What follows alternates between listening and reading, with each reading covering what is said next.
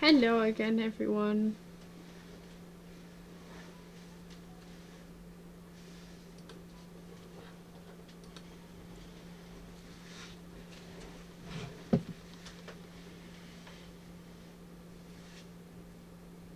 There we go.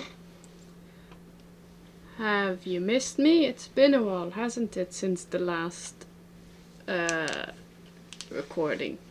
Yes. Okay, so I can't really remember what happened last time, because it's been a couple of weeks, but let's see how it goes here. I start to copy down the equations just to pass the time, not noticing Misha's head poking over my shoulder until she is almost on top of me. What are you doing? I try to strike a balance between being quiet enough not to draw attention to myself, but loud enough to draw hers. What are you doing, Hichan? Panic shoots through me as Misha starts talking at her normal volume, and I sputter out a hasty reply, still keeping my voice down despite the fact that she just blew any hope of being discreet I may have had. I'm copying down that stuff. What are you doing? Why so loud? Ah, really? But it's all in the book. That's why no one else is copying it down. I know. Why are you so loud? Why are you so quiet, Ichan? It's hard to hear you. I look around to see if anyone is noticing our conversation, and it's pretty obvious that everyone has, even the teacher. Shizune smiles coyly, and I start to wonder if Misha is doing this because she told her to. Is it because of what happened between her and Lily earlier? Oh yeah, I recall. This is what I get for trying to be reasonable, for trying to take the middle path. Shizune is way too prideful, although by now I should know to expect that kind of behavior from her. Why are you doing this? Huh? Misha's totally oblivious to the awkward stare the teacher is giving the both of us, while trying to balance her textbook on one finger. For a brief second it looks as if things could get ugly, but the teacher simply looks away as if it's not worth the trouble. I guess this is a good thing, and I slump back in my seat in relief. The rest of the day passes by uneventfully, and this time I'm able to appreciate that it does. When the bell rings, I'm not in a hurry, so I stay for a while, reviewing that we covered in class today. I prefer to leave last anyway, so I don't have to deal with crowding in the hallways. I notice Shizune and Misha have also stayed behind, talking to someone from another class. Shizune is signing so fast that her hands make noises like swords cutting through the air. Misha is trying desperately to keep up, but it's clear she can barely manage to even understand her. I put my head down. Whatever they're discussing, it looks like serious business. Probably way over my head. Not just that, but Shizune also seems angry, although it could just be her normal severity making it appear so. Shizune signs to the point where her wrists crackle, and Misha struggles to spit it out in word form. Sometimes she trips over herself like she's dealing with tongue twisters, and then on top of that she has to sign back anything the other girl says. Seems like a rough job. Misha looks tired, like she's about to faint. Luckily for her, their business is soon finished and the girls sit down on their seats again. I'm so tired. She's hanging her head limply on her desk, looking exhausted. Festival preparations must be tough for you. Indeed, the people in this school seem to be taking the festival very seriously. Whenever I see people idling around before and after classes, they're always talking about their plans for it. It's kinda neat to see everyone being so enthusiastic about it. I'm probably the only one who doesn't have something to do. Shizune starts signing at me, and Misha perks up, looking at her hands with slightly unfocused eyes. She signs with harsh, heavy, dramatic strokes. Misha translates her signing into speech for me. She does it so well, it's almost like Shizune is actually speaking, transmitting her thoughts directly through Misha. Well, we're in the student council, you know, so we're pretty busy. Sarcasm? Huh? The tone of Shitsune's action made me think she's speaking with disdain, but Misha interprets it normally, replacing whatever intent it may have been there with her own chipper twist on things. It's still disorienting. I don't think I'll ever get used to it. Never mind. How could I forget with you two trying... How could I forget with you two trying to get me to join at least twice a day? Ha! But Chan, some could say the work is too much. It'd be nice if students were to show a little more support for their leadership. Some appreciation to the ones who are working so hard to make it all possible. Maybe, for example, a little help. That's asking too much, is it? Yep, help would be appreciated from students like you. I've been helping you a lot already. Ask other people. If students would show their dedication and school spirit and offer some help, well, I don't exactly need it. But I wouldn't necessarily refuse it, so it would be nice if someone would... Oh, hello. I look over my shoulder and see Hanako peering timidly into the classroom, most of her body hidden behind the door. Hey, playing delinquent again? Hanako blushes hard at Misha's straightforward jab, even if it was only in jest. Oh no. Shizune stares at her probingly, causing Hanako to look down and start backing away to the point where only her fingers can be seen wrapped nervously around the edge of the door. Maybe she's showing her dislike of Hanako by association of her dislike of Lily. It appears so, and Hanako probably knows it as well. They seem to have momentarily forgotten about trying to get me to stay for the rest of the day. What is it, Hanako? Has Lily been here? Sorry, Sato is not here. She came by in the morning though. Hanako keeps looking uneasily at Shizune, who stares back at her with her usual studying gaze. What is she trying to do? Of course Shizune isn't going to look away, and she is intimidating enough as it is, so I can only imagine how terrified Hanako would be. It is a little funny though, watching Hanako's reaction to Shitsune's normal behavior. This is what happens when two people of two different extremes meet, it seems. Do you know where she is? If she has any sense in her head, she's in her classroom working on their festival project. But who knows where that woman is loitering at? She might be slacking off somewhere. Just like Hichan. Damn, what is it with Shizune and her need to point out stuff like this? Hanako nods quickly and retreats with haste. What were we talking about? Oh yeah, we are really working hard to make the festival happen, and driving other people insane along the way. Well, good luck with that.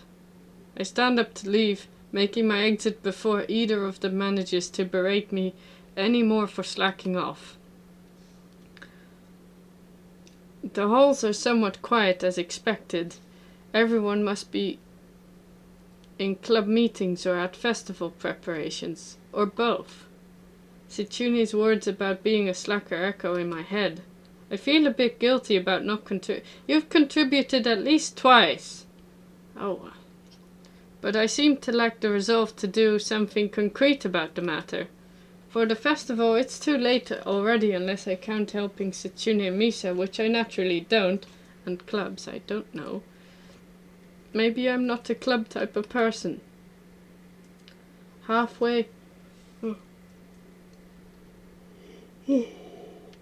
Sorry for that. Halfway through the way from the school building to the dorms, I spot a figure in the front of the dorms.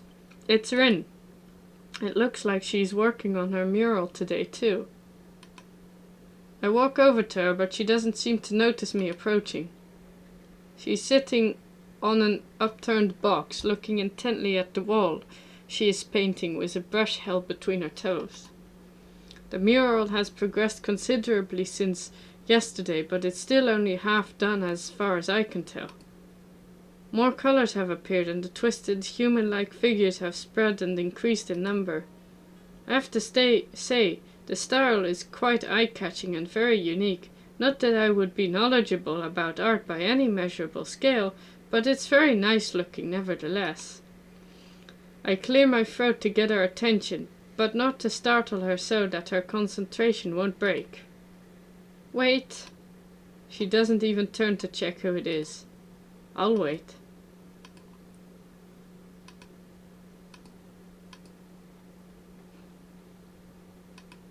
"15 minutes later I decide that her concentration is indeed unbroken, and also that I have waited long enough to warrant poking her gently on the shoulder to remind her of my presence. Rin turns her head mechanically to my direction, ending up staring at my crotch level. Oh, it's Hisao. She can tell. I would feel a lot less uncomfortable if she would look at my face. An astute observation. Hard at work, I see. The conversation starts as if I hadn't been here for a quarter of an hour already, but it's not a concern. At least it starts. Looking good. It does, the layers of paint hiding other layers of paint. Mixing and shaping the human figures really create an impressive look. But Rin looks miffed. You shouldn't comment on works in progress. 7 years of bad luck. Sounds terrible. I guess I'll take it back then. Still, it looks good. I wonder if I get 14 years of bad luck for thinking that. Rin turns back to look at her painting and poking it with a big toe. Could you mix some of this color? I'm running out of it. She looks down at a half-empty bowl with the remains of the same pinkish paint in it. I didn't really intend to stay and help her with this project though. I guess I didn't intend to do anything much. I look at Rin. She looks emptily back at me. Just this once. Rin picks up another brush and drenches it in another tone of pale red. There are dozens of similar bowls all around her working area. From the looks of this scene, she could have been sitting there for hours. I wonder if she has. That would mean she'd have been skipping school though, which I of course wouldn't put beyond someone like Rin. I pour a little bit of white and red into the bowl, trying to match the color with the one already on the wall. I can't seem to get it right. It's really inconvenient of her to not mix enough in the first place. Getting it to be exactly the same tone will be impossible, but at least I can try to get as close as I can. Speaking of hard work, isn't that a huge workload for you too? It's such a big painting and all. Oh, I'm not old and bitter enough yet to think like that. I guess you aren't. You guessed right. Legs hurt though. They feel like slugs. Slugs made of sea slugs. Because of the position? Yeah, I like doing it in a horizontal position more, if you know what I'm talking about. But it can't be helped. Can't ask the wall to lay down. Saying that, she stretches herself a little, bending her legs and back far more than a human should flex. It's astonishing how effortlessly she manages her body around. There's a small flinch in her otherwise blank expression, a hint of pain maybe, as she stretches out her calves. Rin must have stamina and dexterity far above of a normal person to be able to live like she does, but she's wearing out working on this. Why push yourself so much? Take a break or something at least. Continue tomorrow if it's bad. This gives her a pause. A long one too. Feeling like a mental yawn. I don't think so, Hisao. I'm not pushing myself. Sure looks like you are. No, it's not about pushing or pulling or anything related to that kind of thing. There is this boy. A boy? Yes. Where? At the art club. And? He's blind. Oh, how can you paint if you're blind? No idea. So why is he there? That's the point. He is there. She should really speak more than one word at a time to make this feel more like a discussion and less like an interrogation. He can't really do anything that you'd call art, right? But he comes there anyway and paints. Why? I don't know. Why? I don't know. That's why I asked. So? He doesn't paint often, but I think his paintings are very interesting. I'm sure they are. I once tried that, painting with eyes closed. Wasn't too interesting, and cleaning up the floor took ages. Didn't try it again. But he's becoming better at sculpting. I see. Maybe she was trying to make a point with this. Maybe she forgot she had one. Seems like the art club is full of interesting people. Not really. Pretty blunt statement, and she totally missed the sarcasm. No. Just like I said, they are not very interesting. I usually don't have much interest in people who are not interesting. Maybe you have. Maybe. But that boy is interesting. Maybe I am like that boy, or maybe you are, maybe everyone is. Doing things you can't do just because you can. That's pretty deep, I think, and tell that to her. You're a deep one. Nah, I'm a really shallow and thoughtless person. People say that to me all the time. Did you know I can only think of 4 things at the same time? No, but now I do. Right now I'm thinking of the second floor's girls' toilet. Ice cream flavored ice cream. What? And the middle toe and the haircut. I'm going to need a haircut. She shakes her head around vigorously, letting her short and messy hair ruffle wildly around. I can see that doing it is something she likes to do. We fall silent as Rin threads around absent-mindedly, poking some brushes. Blah. The thought about the art club sticks in my head for a while longer. I'm feeling like I'm treading on very unknown territory with art. The way these meetings with Rin go, it's as though I'm starting a smoking habit or something. I should probably stop talking with her. Well, why? It's not that I dislike her, despite the confusion her being herself causes, and I don't dislike art either. I've even drawn for fun sometimes. I just don't have a real creative drive or any technical skill. So usually if I were to draw something, I get white paper syndrome and just freeze completely. That, or I manage to draw something disfigured and promptly get frustrated at my inability to put the picture in my head down on the paper, then call it quits without really even trying to make an effort. Rin clearly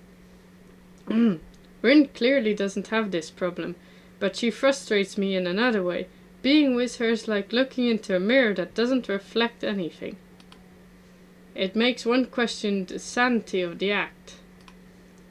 Rin sits down on her box, swaying from side to side, apparently comfortable with the uncomfortable silence. She's staring at me again, or maybe over my shoulder. I can't quite figure out where her eyes are focused on. I'm thinking of leaving so she can carry on working undistracted and that I can do whatever I'm going to do alone. It's not like I have anything that must be done today. Oh, shoot! Who? Nobody. I just forgot to tell Hanako that Lily was looking for her. Do you know her from my class? Oh, her, the mystery toilet girl. That person is funny. I saw her going to the toilet 5 times during one recess 3 weeks ago. I'm sure it's the world record. It was very mysterious. That's why you call her the mystery toilet girl? What other reason could there possibly be? Well, if there is, it's an eternal mystery. I didn't follow her in there. Maybe it was the week before that. Could have been. Looking at her makes me hungry. Don't say that. At least not around her. Rin turns to look at me blankly as if she's not sure why I reproved her. But she doesn't acknowledge understanding any more than before, so I give up at this point. So do you want to go eat dinner then? No, not yet. Rin has turned her hungry gaze back to the wall, looking slightly more energetic, or at least slightly less lethargic than she did before. It's as if the wall has an opponent she has to vanquish, something she must overcome before she can indulge in dinner. This is the feeling I get. A weird sense of empathy overcomes me and makes me smile a little to myself. For all her oddity, Rin is pretty cool after all. I'll be going anyway. Have fun. Rin has already grasped a brush and is dipping it into the fresh paint, so of course she can't hear me anymore, or doesn't answer anything if she does. Adhering to the nurse's nagging voice in the back of my head, I set my alarm clock to wake me up early enough to go jogging again. I made a promise and I'm going to keep to it. Besides, Emmy is bound to rat on me if I don't show up. But it's all not that bad.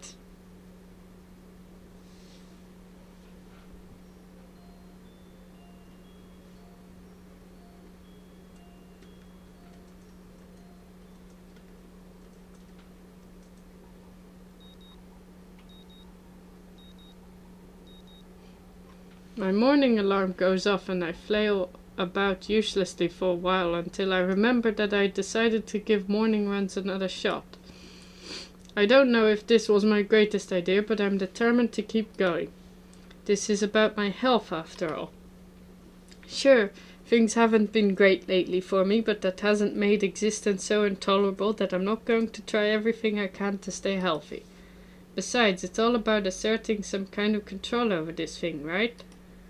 If I can manage that, well, I can manage anything. At least that's what I keep telling myself. Once again, it would appear that I'm not alone in my run. Emmy has apparently been here for some time. It looks like she's already worked up a good sweat. Just when the hell does she come down here anyway? Oh, it's you. I'm surprised to see you again. Why is that? Well, not many people actually manage to come back for a second try. She frowns, seemingly annoyed by a passing thought.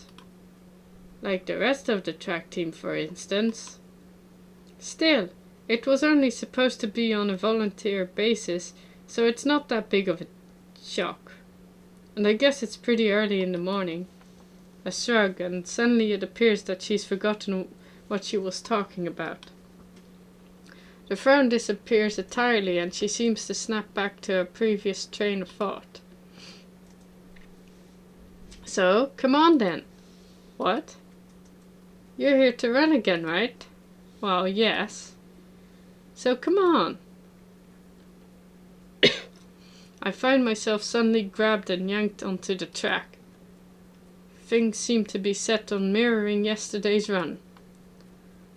That is, I seem to be struggling while Amy moves with an effortlessness that I find it enviable. There we go. It's incredibly bothersome to be so easily worn out. I know I should be patient, work toward things gradually, but it's difficult to stay positive about this. We round the track and start on our second lap. Emmy seems to have grown impatient keeping pace with me and begins to pull away. This is where I gave out yesterday. Will I be able to do more?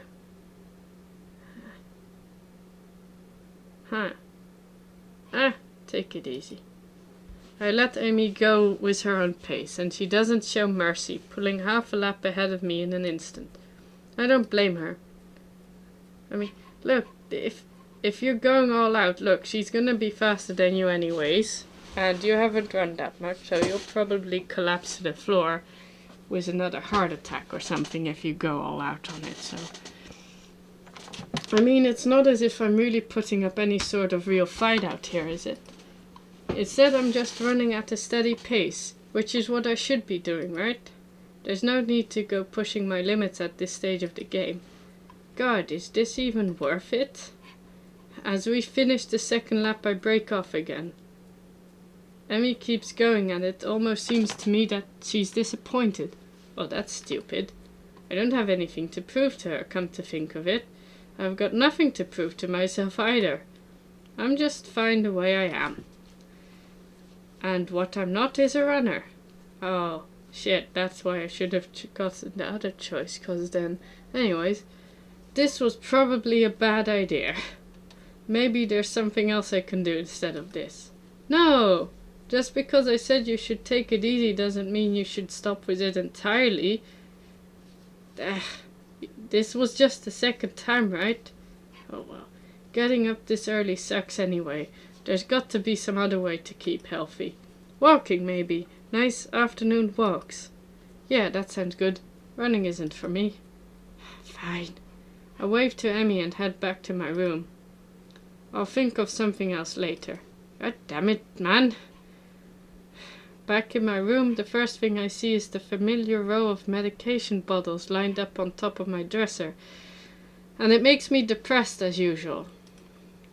It's annoying. I thought it was okay. I was okay.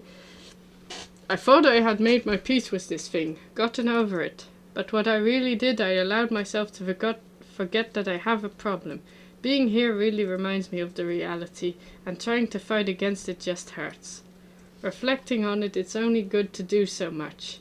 I've done this before for months. It seems like it's time to get over it. If I allow myself to forget what my life is definitely not going to be as long as those of others, I won't get anywhere. My life may be different from others, but it is a life in progress. That is how I'll rationalize it.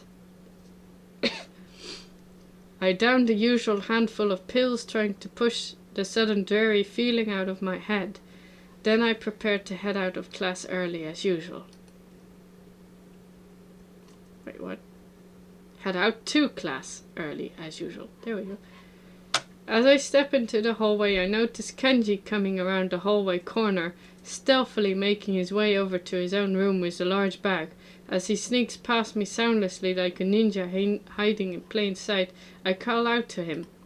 Why would you do that? Leave him alone. Hey! He jumps at the sound of my voice. Oh, hey man, I didn't notice you there. I'm really tired. I think it's more like he didn't see me, but that's not the issue. Where have you been this early? Shopping? Nah, I wasn't shopping. Sometimes I have to visit the math teacher. Yeah, I figured it would be a good idea to find out when the next exam is, since he tells you in advance if you want. So then, what's in the bag? I thought I'd go shopping while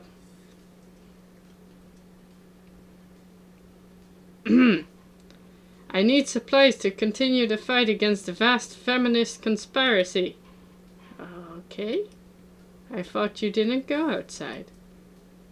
I wear a hat now. Kenji? I decide to not point out that he's not wearing a hat. An awkward silence settles between us, and then Kenji breaks it by pushing his door open slowly, releasing a creaking sound into the air that only makes the moment seem more awkward. He sets the bag down inside his room, and then closes the door. I'm surprised you went out of your way to find out a test date. Trying to take advantage of an opportunity to study is pretty diligent. I never study. Uh-oh.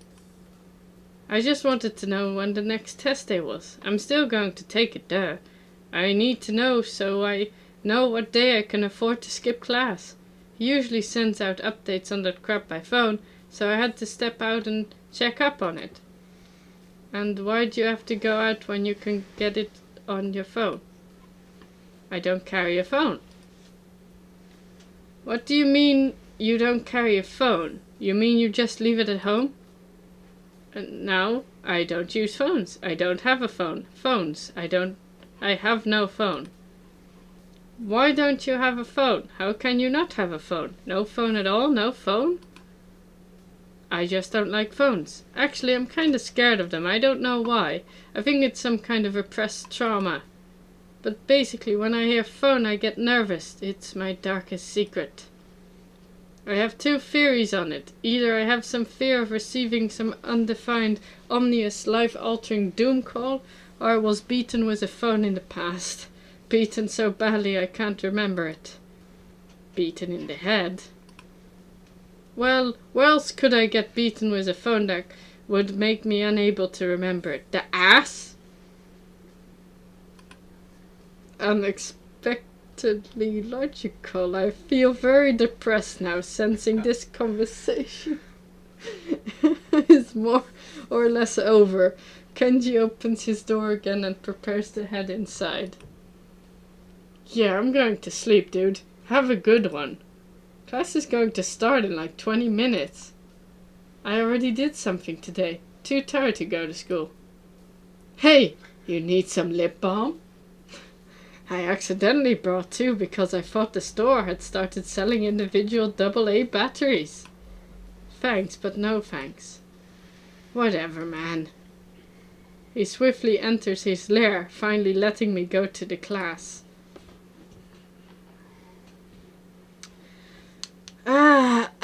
Well, we're back in the class again. I think it's time for to stop this. I also noticed my throat is kind of acting up a bit.